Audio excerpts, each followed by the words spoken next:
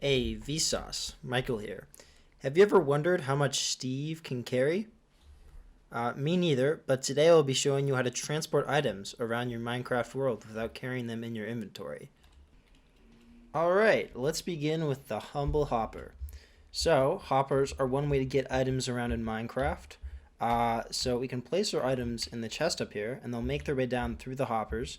The hoppers are directional.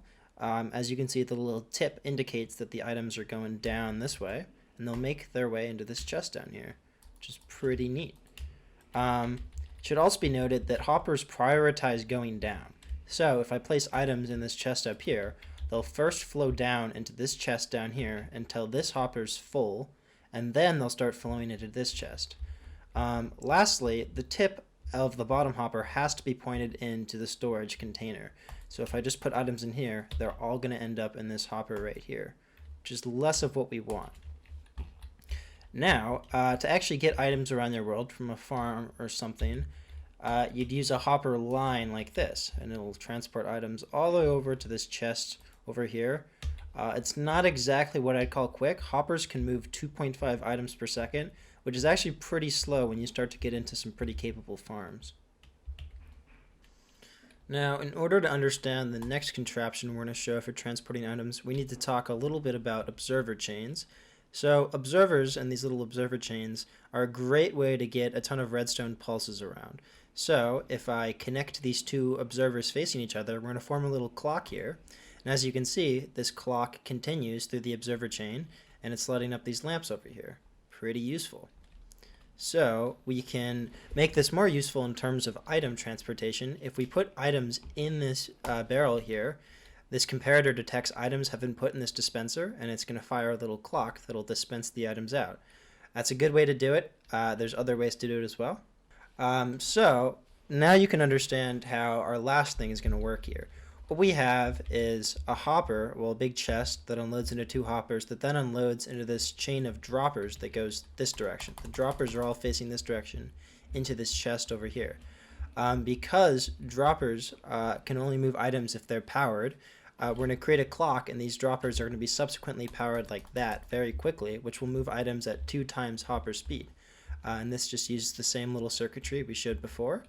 So when you put items in this chest, the comparator detects that items have been put in, and the clock is connected and the clock begins. And as you can see, items are flowing into this chest crazy quick right now.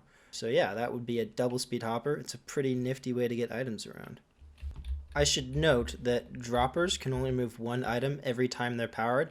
I can't just put a redstone block next to this John and it'll just shoot items through it. So that's why I used a clock here, because they're getting repeatedly powered for every item we want to move through very quickly. Here we have the old classic. So again, we're using the same circuit as before. Once we put items in this barrel, the comparator is going to detect it and start a little observer clock, and the items are shot out with a dropper into this little water stream. Water is a great way to get things around.